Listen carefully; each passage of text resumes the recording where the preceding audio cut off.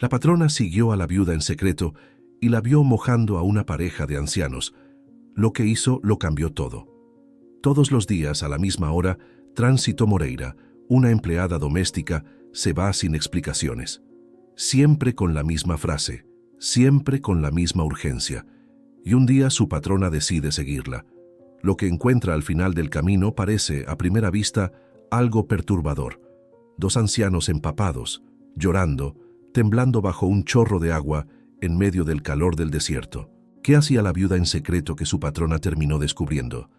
Eso es lo que vamos a descubrir juntos hoy. Así que quédate conmigo hasta el final de esta emocionante historia. Dale like y suscríbete al canal para no perderte ninguna historia nueva.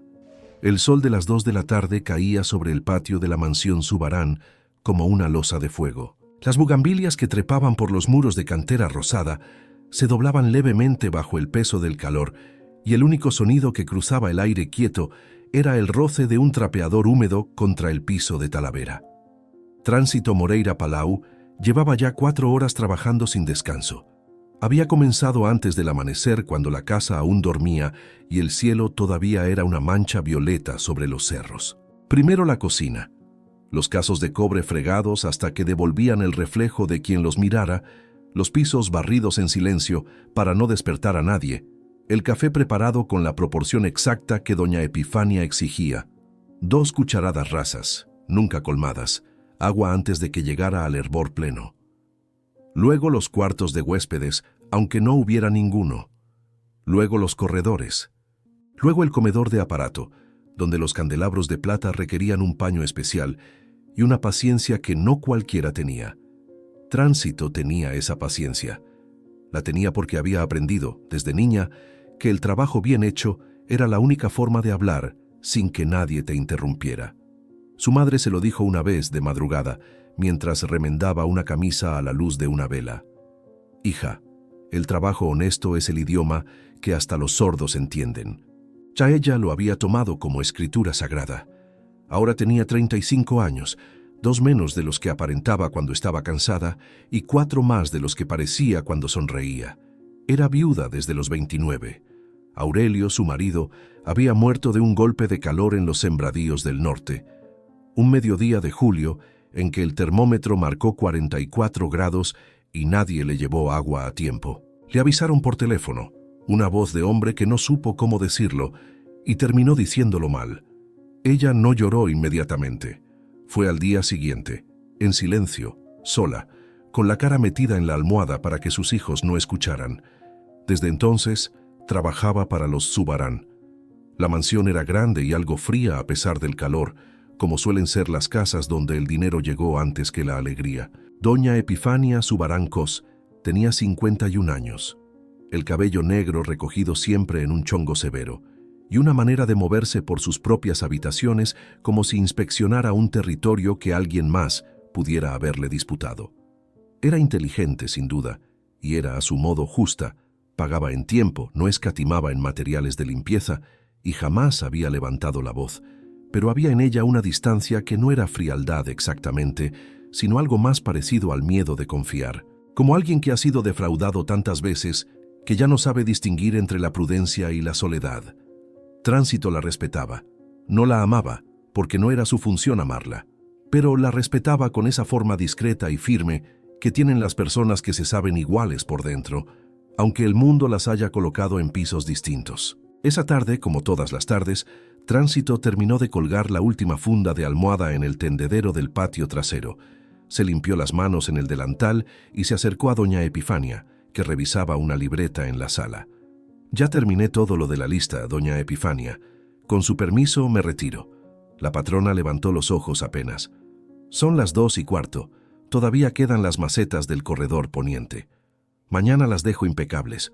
Hoy tengo que irme ahorita». Hubo una pausa. No era la primera vez.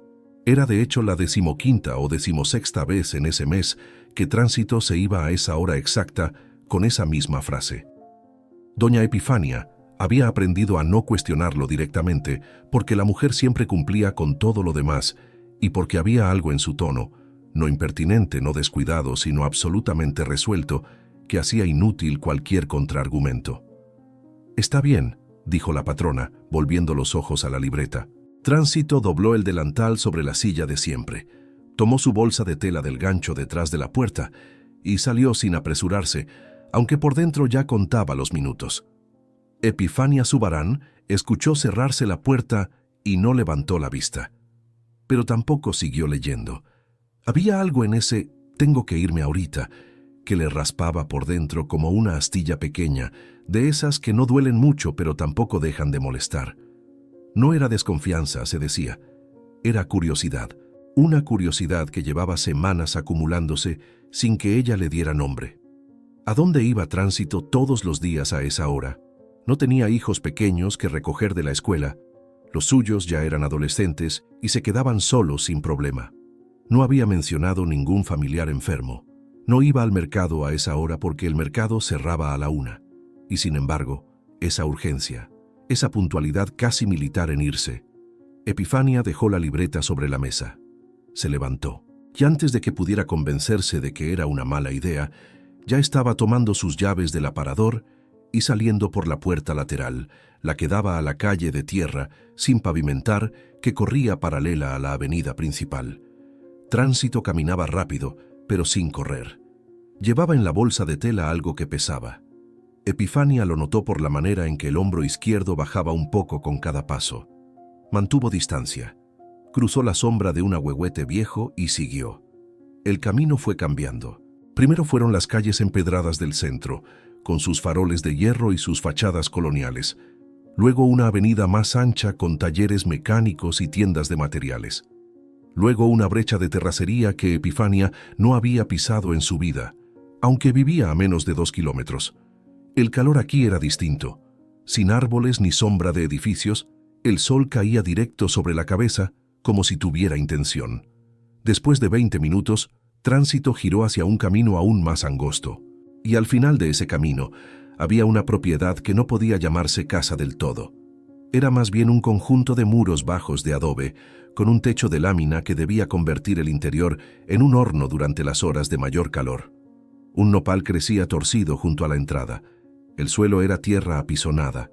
No había flores, ni señas de ornamento, ni nada que no fuera estrictamente necesario para existir.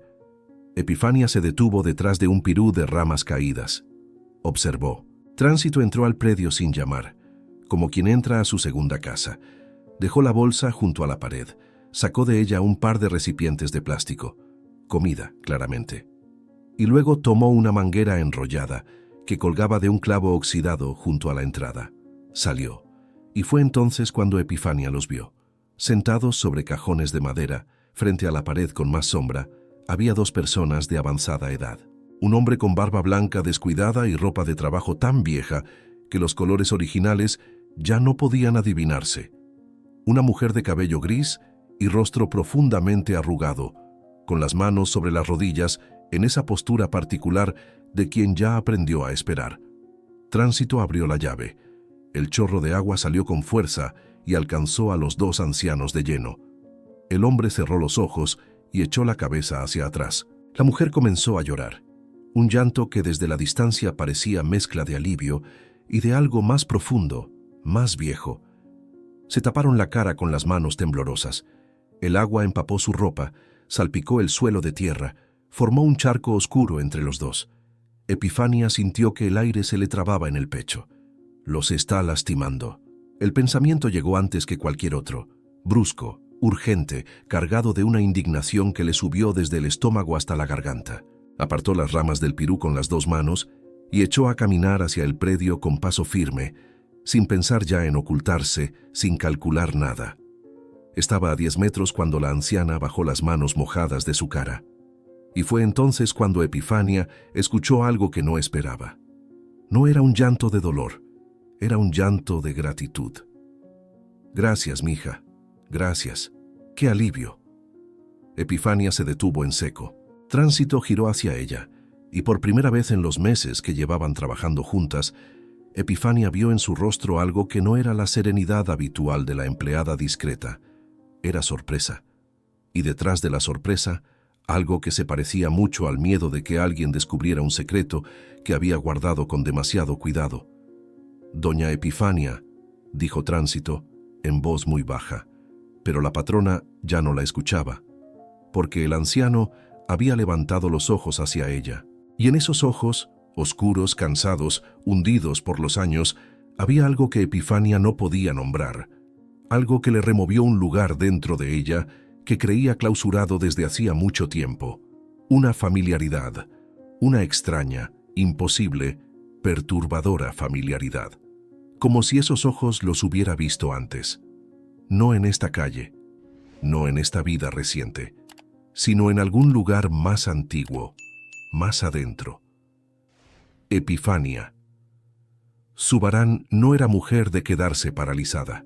En 51 años había enfrentado cosas que habrían doblado a personas más frágiles. La muerte temprana de su madre, un matrimonio que terminó sin ruido pero con mucho daño, un negocio familiar que estuvo a punto de hundirse 2 veces antes de que ella lo rescatara, con decisiones que nadie más se había atrevido a tomar. Había aprendido a convertir el desconcierto en acción, la emoción en movimiento. Era su manera de sobrevivir. Pero en ese momento, parada en el umbral de aquel predio de adobe y tierra seca, con el sol aplastándole los hombros y esos ojos viejos mirándola desde los cajones de madera, Epifania no supo qué hacer. No supo ni hablar. Fue Tránsito quien rompió el silencio. Doña Epifania. Su voz era calmada, pero tenía un borde de cautela, como alguien que mide el terreno antes de dar el siguiente paso. Permítame explicarle. No hace falta que me explique nada, dijo Epifania, aunque era mentira, porque necesitaba que le explicaran todo. Se acercó despacio. El charco de tierra mojada cedía levemente bajo sus zapatos de ciudad, fuera de lugar en ese paisaje de abandono. Los 2 ancianos la observaban sin moverse. La mujer se había pasado los dedos mojados por el cabello gris, apartándoselo de la cara con un gesto que tenía dignidad a pesar de todo. El hombre había enderezado la espalda, como si la presencia de una desconocida le exigiera presentarse de algún modo.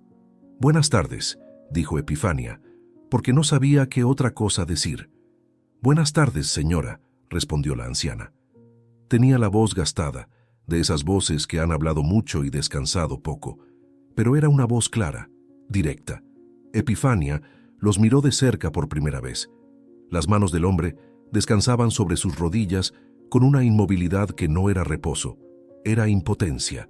Los dedos estaban ligeramente curvados, como garras que hubieran olvidado cómo abrirse del todo. Las muñecas delgadas, los brazos desde el codo hasta el hombro, con una flacidez que hablaba de músculo perdido, de fuerza que se había ido retirando poco a poco como el agua de un río en sequía. La anciana tenía las mismas manos, el mismo ángulo de los codos, la misma incapacidad contenida en cada articulación. No pueden mover bien los brazos. El pensamiento llegó con claridad, y con él algo más. La imagen de Tránsito sosteniendo la manguera, el chorro de agua fresca cayendo sobre esos cuerpos sudados por el calor de lámina y tierra, y los 2 llorando de alivio porque no había otra manera de refrescarse solos, porque ninguno de los 2 podía alzar los brazos lo suficiente para pasarse una tela húmeda por la cara, porque depender del otro significaba depender de alguien que padecía exactamente lo mismo. Epifania sintió que algo dentro de ella hacía un ruido sordo, como una viga que cede. «¿Cuánto tiempo llevan viviendo aquí?», preguntó. La anciana y el hombre se miraron entre sí con esa comunicación silenciosa que solo desarrollan las parejas que han pasado décadas midiendo el mundo desde el mismo punto. «Muchos años, señora», dijo él al fin. Tenía acento del norte, algo desgastado por el tiempo, pero todavía reconocible en las vocales abiertas y las eses firmes. «Primero fue diferente. Tuvimos casa de material, allá en el otro lado del pueblo, pero cuando se fueron los hijos y luego vino la enfermedad, las cosas se fueron achicando».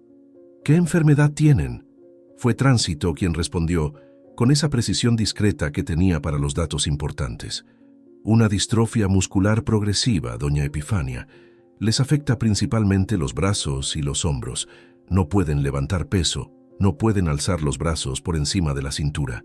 Con el calor que hace aquí, el cuerpo se les calienta tanto que les da mareo, les baja la presión.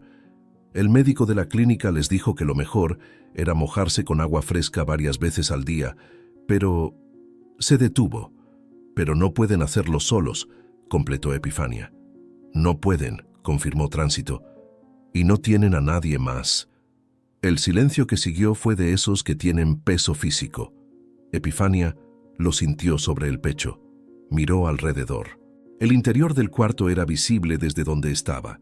Una cama de metal con colchón delgado, una mesa pequeña con 2 sillas, una alacena de madera con las puertas desencajadas, un calendario viejo colgado de un clavo, una estampa religiosa junto a la ventana sin vidrio, solo con una tela a modo de cortina.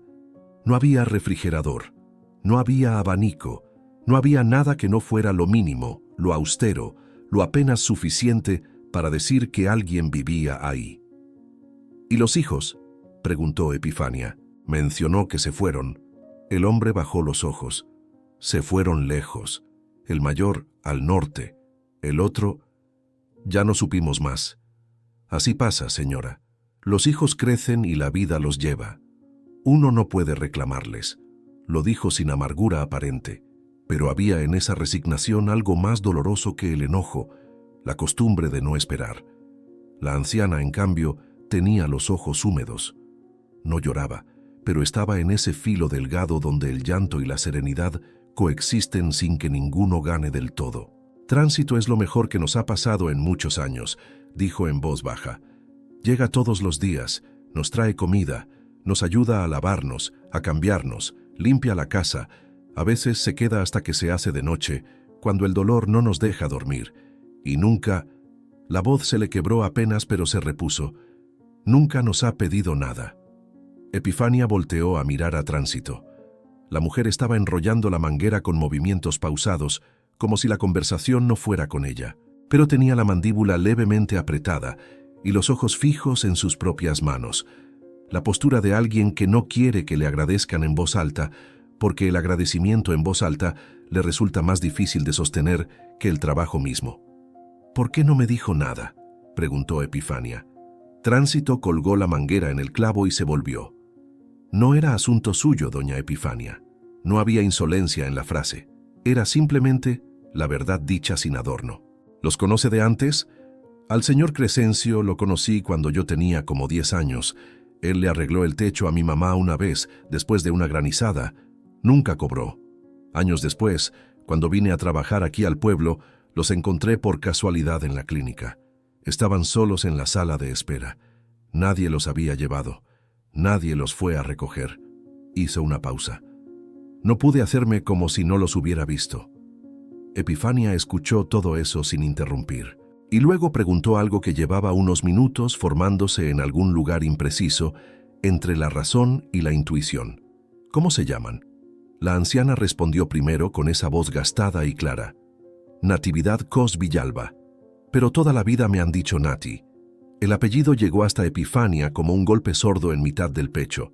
Cos, el mismo apellido de su madre, que había muerto cuando ella tenía 12 años y de quien había heredado los ojos oscuros, la mandíbula firme y un apellido que creía casi extinto porque nunca había conocido a ningún otro pariente que lo llevara. «¿Y usted?», preguntó, volteando al hombre con una voz que ya no era del todo la suya. «Crescencio Zubarán Bernal», respondió el anciano. El mundo se detuvo, o al menos así lo sintió Epifania. Una fracción de segundo en que todo lo que la rodeaba, el calor, el polvo, el ruido lejano de un perro, desapareció por completo, y solo quedaron esas 4 palabras flotando en el aire seco de la tarde. Crescencio Zubarán Bernal. Zubarán, el mismo apellido que llevaba ella. El mismo apellido que le había dado su padre, un hombre taciturno del que sabía muy poco porque había muerto cuando ella era una niña y de cuya familia nadie le había hablado nunca con claridad. Siempre había vagas explicaciones, silencios incómodos, el tema desviado hacia otro lado cuando ella preguntaba de dónde venía la familia Zubarán. Miró al anciano, miró sus ojos oscuros, hundidos, cansados, y entendió por qué le habían parecido familiares. No eran los ojos de un desconocido, eran los ojos que había visto toda su vida cada mañana frente al espejo. «Doña Epifania», dijo Tránsito con una suavidad que no era habitual en ella. «¿Está bien?». Epifania no respondió, porque en ese momento la anciana, Natividad, Nati, Cos Villalba, levantó los ojos hacia ella con una expresión que ya no era de extrañeza, era de reconocimiento, como si también ella hubiera estado mirando un rostro durante los últimos minutos y acabara de encontrar en él algo que llevaba décadas buscando sin saber exactamente qué era. Epifania, dijo la anciana, muy despacio, pronunciando el nombre con esa variante antigua que ya nadie usaba. ¿Eres tú la hija de Rodrigo? El suelo de tierra pareció moverse bajo los pies de Epifania. ¿Cómo sabe el nombre de mi padre? La anciana tenía los labios temblorosos, las manos inútiles sobre las rodillas, los ojos llenos de una luz que había estado apagada mucho tiempo. Porque Rodrigo era nuestro hijo. Hay verdades que no llegan como relámpagos, llegan como el agua que se filtra por una grieta en la pared, despacio, silenciosa, sin anunciarse, hasta que un día la mancha es tan grande que ya no se puede ignorar. Y cuando por fin se mira de frente, uno se da cuenta de que no empezó hoy, de que llevaba ahí mucho tiempo, esperando a que alguien tuviera el valor de verla. Epifania Subarán se quedó de pie frente a los dos ancianos con esa sensación exacta, no de relámpago, de mancha que siempre estuvo ahí. Rodrigo era nuestro hijo, repitió la anciana, Natividad, como si necesitara decirlo 2 veces para que las palabras encontraran el camino. El mayor se fue de la casa cuando tenía 22 años. Hubo un pleito muy feo con su padre. De esos pleitos que uno cree que se van a resolver solos con el tiempo y no se resuelven. El anciano, Crescencio, tenía los ojos clavados en la tierra mojada frente a sus pies. No hablaba, pero en la tensión de su mandíbula había algo que no era distancia, era vergüenza. Una vergüenza vieja, sedimentada por décadas, que ya formaba parte de su postura misma. ¿Qué clase de pleito?, preguntó Epifania. Su voz sonó extraña, como si viniera de más lejos de lo habitual. Fue Crescencio quien respondió sin levantar los ojos. El de siempre, señora. El padre que quiere una cosa para el hijo y el hijo que quiere otra. Yo tenía mi manera de ver las cosas. Rodrigo tenía la suya. Ninguno supo ceder a tiempo. Hizo una pausa larga. Y cuando uno no sabe ceder a tiempo, el tiempo se encarga de cobrar la deuda. Se llevó a su mamá, continuó Natividad, a Esperanza. Una mujer buena, buena de a de veras. Se la llevó al norte y ya no volvieron. Nos mandó un recado por medio de un conocido, diciendo que estaban bien, que habían puesto una tienda. Después, nada. Los años se fueron encimando y nosotros tampoco hicimos lo suficiente por encontrarlos. Los dos somos culpables de eso, Crescencio y yo. Cada quien cargando su orgullo como si pesara poco. Epifania conocía ese nombre. Esperanza, su madre, muerta a los 38 años de una fiebre que llegó rápido y se llevó todo antes de que hubiera tiempo de reaccionar. Epifania tenía 12. Recordaba el olor del cuarto de hospital, el ventilador de aspas amarillas en la esquina, la mano de su madre, pequeña, tibia, ya casi sin fuerza, sosteniéndole los dedos por última vez. Recordaba que su madre nunca había hablado de sus suegros, nunca, ni una sola vez. Y ella, de niña, había aprendido a no preguntar porque había preguntas que producían en los adultos una especie de cierre repentino, como una ventana que se azota con el viento, y uno aprendía a no abrir esas ventanas para no quedarse con los dedos atrapados. Mi madre murió cuando yo tenía 12 años, dijo Epifania, y mi padre 3 años después. Un accidente en la carretera. La anciana cerró los ojos. Fue un gesto breve, contenido, pero en él cabía todo un duelo que no había tenido lugar ni fecha ni sepultura. No lo sabíamos, dijo en voz muy baja. No supimos nada. Nadie tenía cómo avisarles. El silencio que siguió era distinto al de antes. Ya no tenía el peso opaco de lo desconocido. Tenía la textura más afilada de lo que se comprende de golpe y duele precisamente por eso, porque la comprensión llega demasiado tarde para cambiar nada de lo que ya pasó. Tránsito se había quedado quieta junto a la pared, con las manos unidas frente a ella y la mirada baja. No era su momento, y lo sabía con esa inteligencia social fina que tenía para leer los espacios. Pero su presencia ahí era un ancla para todos, algo que mantenía la escena del lado de lo real, cuando todo empujaba hacia lo inverosímil. Epifania se acercó a los cajones de madera. Se agachó, despacio, hasta quedar a la altura de los ojos de la anciana. La miró de cerca. Buscó en ese rostro arrugado y mojado, en esa frente alta, en esa manera de sostener la cabeza, algo que reconocer. Y lo encontró. No en un rasgo específico, sino en algo más difícil de nombrar, en la forma en que la anciana devolvía la mirada sin retroceder, con esa mezcla de orgullo y ternura que Epifania había visto antes, muchas veces, en el único espejo que consultaba todas las mañanas. ¿Por qué no buscaron?, preguntó, y no había acusación en la pregunta, solo la necesidad honesta de entender. Cuando las cosas se calmaron, cuando pasaron los años, ¿por qué no intentaron encontrarlo? Crescencio levantó los ojos por primera vez desde que había empezado la conversación. Lo intentamos, dijo, 2 veces. La primera, el conocido que teníamos por allá nos dijo que ya no vivían en esa dirección. La segunda, se le quebró la voz y tuvo que esperar un momento. La segunda yo ya estaba enfermo, y Nati también, y la vida se fue volviendo más pequeña, señora. Así pasa cuando uno envejece solo. El mundo se va achicando hasta que ya nada más alcanzas a ver lo que tienes enfrente. Epifania asintió despacio. No porque justificara el abandono. Había en su pecho una rabia chiquita, legítima, que no iba a fingir que no existía, sino porque reconocía algo de esa verdad. Ella también había dejado que el mundo se achicara en ciertos momentos. También había tenido su propio inventario de omisiones disfrazadas de prudencia.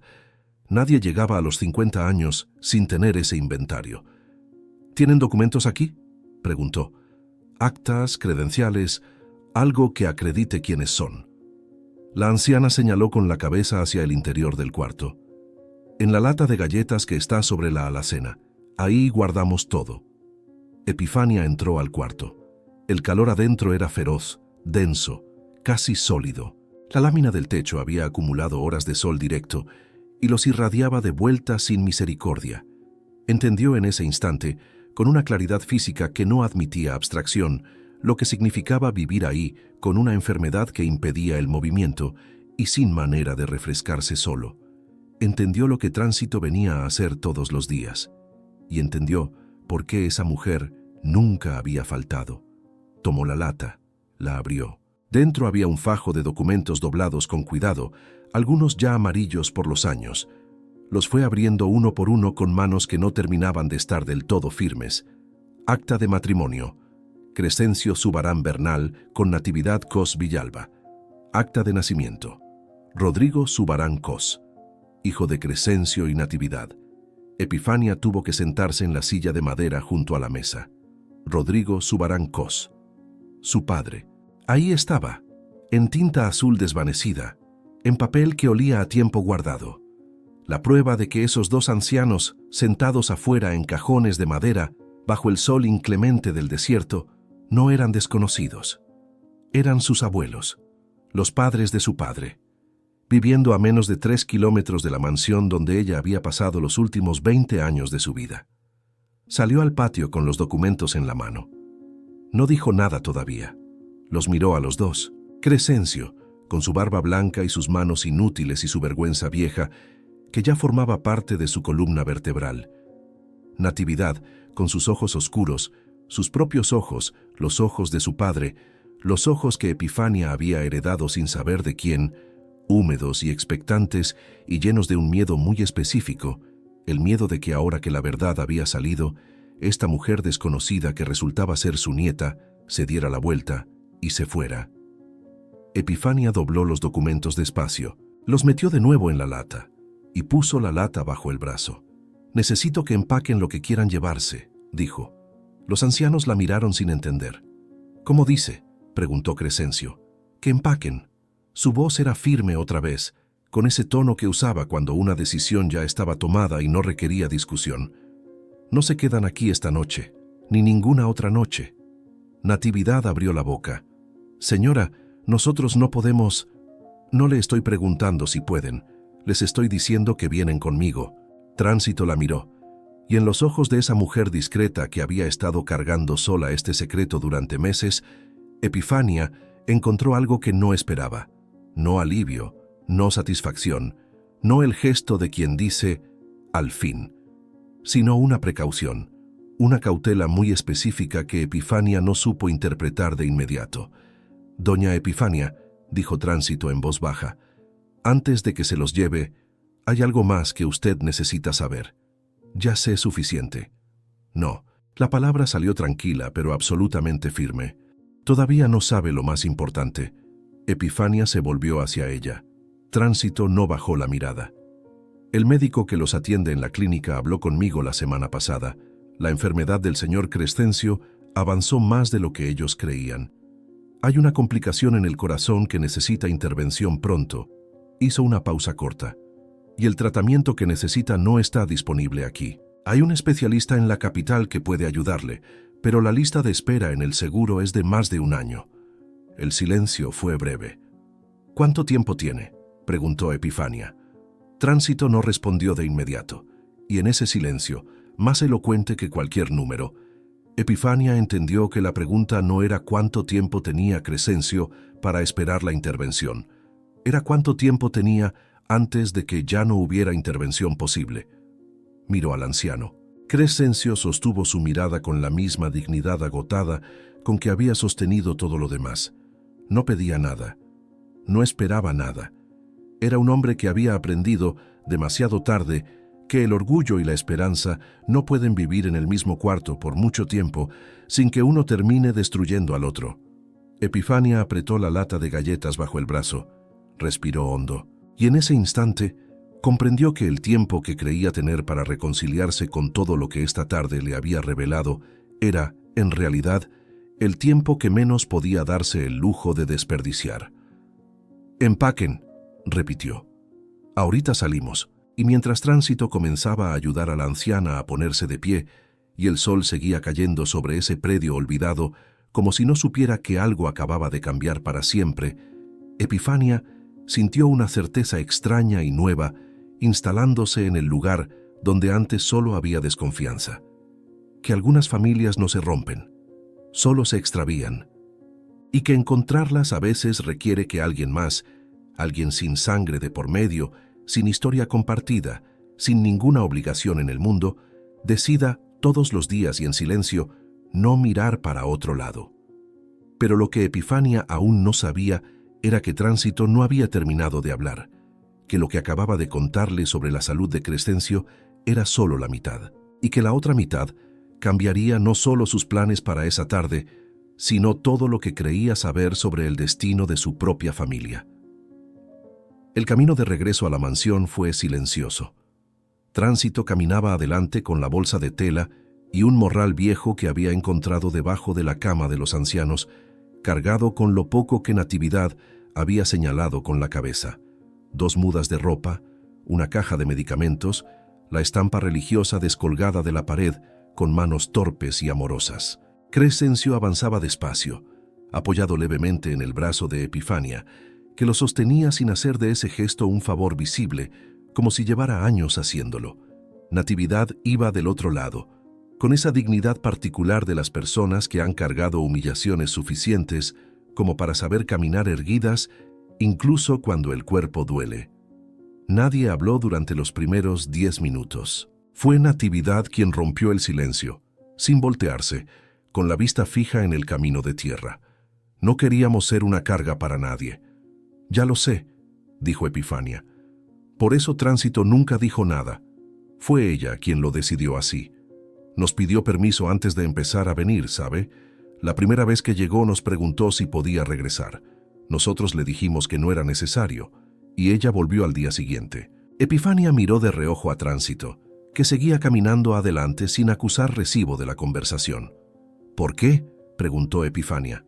«¿Por qué le pidió permiso?». Fue Tránsito quien respondió esta vez, sin voltear. «Porque la gente mayor tiene su orgullo, doña Epifania, y el orgullo hay que respetarlo aunque uno no lo comparta. Fui porque quise, seguí yendo porque me dejaron. Eso es todo. No era todo. Ambas lo sabían. Pero Tránsito no era mujer que extendiera más las palabras de lo que servían. La mansión los recibió con su silencio habitual, ese silencio de casa grande, con pocos habitantes, que resuena de manera distinta cuando de pronto entran más personas de las acostumbradas. Epifania instaló a los ancianos en el cuarto de huéspedes del ala sur, el que tenía ventanas altas y una cama de caoba con colchón grueso y sábanas de hilo. Natividad se sentó en el borde de la cama y pasó los dedos por la tela con una lentitud que no era coquetería, sino asombro genuino. Crescencio se quedó parado en el centro del cuarto mirando el techo, el ventilador de aspas blancas girando despacio, el aire fresco que salía de él como algo que en ese momento valía más que cualquier cosa que el dinero tuviera nombre. «Descansen», dijo Epifania. «Mañana temprano llamamos al médico». «¿Cuál médico?», preguntó Crescencio. «El que los va a ver en la capital». Lo dijo como quien anuncia algo que ya está resuelto, aunque hacía 5 minutos que había tomado la decisión. «Tengo contactos en el hospital universitario. El especialista que necesita no es difícil de encontrar si uno sabe cómo buscarlo». Crescencio abrió la boca. «Señora, eso cuesta... Yo sé cuánto cuesta. Es que nosotros no tenemos manera de...». Nunca le pregunté si tenían manera. No era un regaño. Era simplemente la verdad dicha con la misma llaneza que Tránsito usaba para sus propias verdades, y Epifania se dio cuenta de eso en el momento en que las palabras ya estaban en el aire. «Descansen». Cerró la puerta con suavidad. Tránsito estaba en la cocina cuando Epifania llegó. Había puesto agua a calentar y estaba acomodando los medicamentos de los ancianos sobre la mesa con ese orden metódico que ponía en todo. No levantó los ojos cuando escuchó los pasos. «Dijiste que había algo más que yo necesitaba saber», dijo Epifania deteniéndose junto a la mesa. «Dijiste que la enfermedad del señor Crescencio era solo la mitad». Tránsito acomodó el último frasco, juntó las manos sobre la mesa, y entonces sí levantó los ojos. «Hace 3 semanas», dijo. Mientras esperaba en la clínica con ellos, llegó un hombre, cuarentón, bien vestido, con una carpeta. Preguntó por el señor Crescencio Zubarán. La enfermera lo mandó a la sala de espera y yo estuve ahí. Epifania no interrumpió. Era un abogado. Dijo que representaba a una empresa constructora que quería comprar el terreno donde está la casa de los señores. Que habían hecho una investigación y ese predio estaba registrado a nombre del señor Crescencio desde hace 40 años, y que el valor actual de ese terreno, por la ubicación y por un proyecto de desarrollo que va a llegar a esa zona, era considerable. Una pausa. «¿Cuánto?», preguntó Epifania. «Suficiente para que 3 familias vivieran bien varios años». Epifania procesó eso en silencio. «¿Y qué hizo el señor Crescencio?». «Lo mandó con cajas destempladas». Tránsito tenía algo que en otra persona habría sido una sonrisa. Le dijo que ese terreno no estaba en venta y que si volvía a aparecer, llamaría a quien tuviera que llamar. El abogado dejó una tarjeta. El señor la tiró al suelo. «¿Por qué no vendió?». «Porque dijo que ese terreno era lo único que le quedaba de cuando su vida tenía otra forma, y que no iba a regalárselo a ningún desconocido, así le ofrecieran lo que le ofrecieran». Epifania miró hacia el corredor que llevaba al ala sur. Pensó en ese hombre de barba blanca y manos inútiles viviendo bajo una lámina de calor insoportable, rechazando dinero por una cuestión de dignidad, sin saber que a 3 kilómetros vivía la nieta que nunca había conocido. «El abogado va a volver», dijo Epifania. No era pregunta. Ya volvió una vez, la semana pasada, cuando ellos no estaban. Me encontró a mí. Me preguntó si podía hablar con los dueños. Le dije que no estaban y que no sabía cuándo regresaban. Tránsito la miró directamente. «Por eso le dije que había algo más que usted necesitaba saber antes de llevárselos. Porque si usted los trae aquí y esa empresa se entera de que ya no están en el predio, pueden intentar maniobrar con el registro, hacer que parezca abandono. Hay maneras, doña Epifania. Cuando hay dinero de por medio siempre hay maneras». Epifania asintió despacio. Lo sabía. Había pasado 20 años administrando un negocio familiar en un país donde las maniobras legales eran un idioma tan corriente como el español. «Mañana llamo a mi abogado», dijo. «Esta semana ponemos el terreno en orden. Si ese predio vale lo que dices, no va a quedar en manos de ninguna constructora». «¿Y si ellos quieren vender?», preguntó Tránsito. «Es su terreno, su decisión». Si ellos quieren vender, venden, pero lo van a vender ellos, con asesoría, en sus términos, al precio justo, no presionados por un hombre con carpeta que aparece en una sala de espera cuando están solos y enfermos. Tránsito no dijo nada más, pero había en su silencio algo que no era acuerdo solamente, era reconocimiento. El tipo específico de reconocimiento que se produce cuando alguien a quien has subestimado, o peor, a quien has reducido a una sola dimensión, de pronto muestra que tiene más capas de las que le asignaste. El agua empezó a hervir.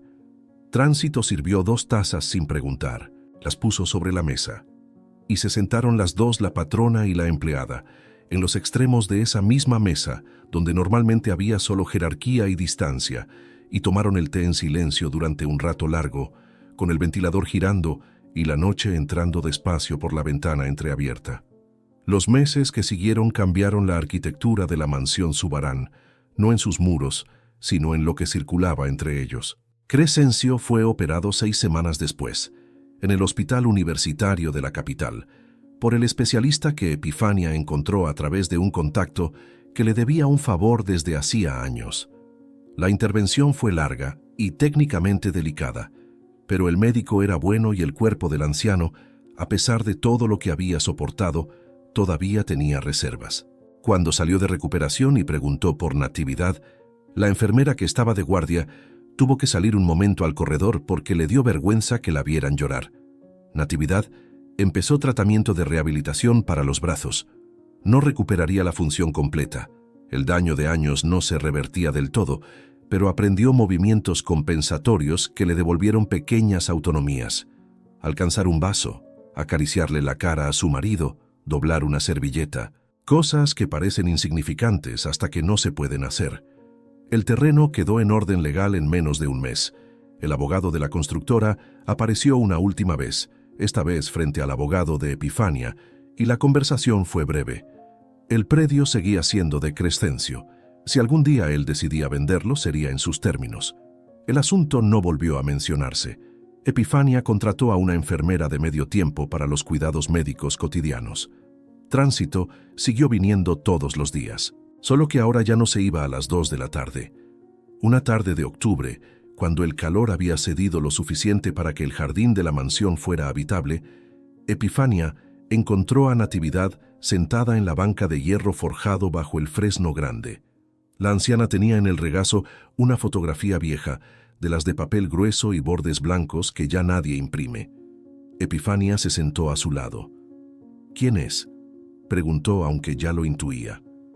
«Tu padre». Natividad le pasó la foto sin preámbulo. Tenía unos 16 años aquí. Todavía no teníamos el pleito. Todavía éramos una familia normal, con sus cosas buenas y sus cosas malas, pero una familia. Epifania miró la fotografía. Un muchacho delgado de pie junto a una camioneta vieja, con una sonrisa que ella reconoció de inmediato, porque era la misma que había visto en pocas fotos de su padre adulto. Franca, un poco tímida en los bordes, como si sonreír completamente requiriera un esfuerzo de confianza que no siempre se tenía. Sintió algo moverse dentro de ella. No era tristeza exactamente, aunque tenía algo de eso. Era más parecido a completar un rompecabezas que uno había creído incompleto para siempre. La satisfacción y la melancolía ocurriendo al mismo tiempo, sin que una cancelara a la otra. «Tienes sus ojos», dijo Natividad. «Me lo dijeron de niña». Guardó silencio un momento. Nunca supe de quién los había heredado él. De Crescencio, y Crescencio de su madre, que era de Oaxaca, y tenía unos ojos negros que asustaban de bonitos que eran. La anciana sonrió. «Así que son ojos oaxaqueños los que cargas, aunque no lo supieras». Epifania sonrió también. Fue una sonrisa pequeña, no completamente cómoda todavía, de las que se producen cuando una emoción es demasiado nueva para encontrar su expresión natural, pero era real. «Abuela», dijo en voz muy baja, como quien practica una palabra en un idioma que apenas está aprendiendo. Natividad no respondió de inmediato. Cerró los ojos un segundo. Cuando los abrió, estaban brillantes. «Qué bonito suena eso», dijo. «Hacía tanto tiempo que nadie me llamaba así». Tránsito Moreira Palau nunca habló mucho de lo que había hecho. Cuando Epifania intentó darle un reconocimiento formal, un aumento significativo, una carta, algo que fijara en palabras lo que su discreción había construido durante meses, Tránsito la escuchó con paciencia y luego respondió con la misma llaneza de siempre. «Hice lo que cualquiera hubiera hecho». «No», dijo Epifania, «cualquiera no lo hizo. Usted sí». Tránsito aceptó el aumento sin más comentario, pero lo que no aceptó fue el cuarto adicional que Epifania le ofreció en la mansión para que dejara de hacer el trayecto diario. «Tengo mi casa, doña Epifania, y mis hijos me esperan. Como quiera, como quiera». Esa era su manera, tomar lo justo, dejar lo demás, seguir. Lo que sí aceptó semanas después fue sentarse a la mesa grande del comedor cuando Epifania organizó la primera cena familiar desde que tenía memoria. No era una cena con muchos comensales. Crescencio y Natividad, Epifania, la enfermera que ya era casi parte del mobiliario humano de la casa, y Tránsito con sus 2 hijos adolescentes que llegaron tímidos y se fueron con las mejillas llenas de postre. Crescencio dio las gracias antes de comer. No a Dios, aunque también. Se dirigió a las personas en la mesa, una por una, con esa voz del norte gastada y directa, y cuando llegó a Tránsito se detuvo más tiempo que con las demás. «Usted», dijo, «llegó cuando no teníamos nada que ofrecerle. Y se quedó de todas formas. Eso no se paga y no se olvida». Tránsito asintió una vez, sin bajar los ojos pero sin explayarse. «No vine por pago, señor Crescencio». «Ya lo sé», dijo el anciano. «Por eso vale más. Hay historias que empiezan con una sospecha y terminan con una familia. Hay personas que hacen el bien en silencio no porque no merezcan reconocimiento, sino porque el bien que vale de verdad no necesita testigos para ser real. Y hay verdades que llevan décadas esperando en una lata de galletas, sobre una alacena desvencijada, en un cuarto de lámina que hierve bajo el sol, en manos que ya no pueden moverse, pero que todavía recuerdan cómo sostener lo que importa. A veces lo único que hace falta para que todo eso salga a la luz es una mujer que decide, un día cualquiera, no irse cuando podría irse, que decide volver, que decide quedarse, que decide, en silencio y sin público, que 2 vidas que el mundo ha olvidado todavía merecen agua fresca, comida caliente y la certeza de que alguien va a llegar mañana. Y pasado. Y todos los días después de ese. A veces, Dios no manda ángeles con alas, los manda con delantal, con bolsa de tela, con pasos cansados al final de una jornada larga. Los manda a hacer lo que nadie ve, a cuidar lo que nadie recuerda, a quedarse donde todos se fueron. Tránsito no buscó reconocimiento, no esperó aplausos, no pidió que nadie le llevara la cuenta de lo que daba.